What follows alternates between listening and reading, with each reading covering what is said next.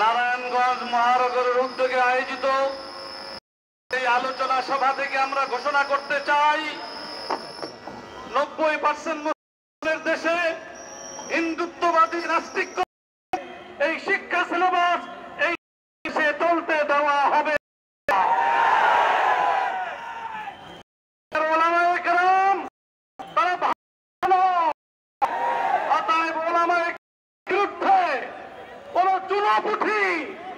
তারা বড় কথা তাদেরকে দেশে ঠাঁই না।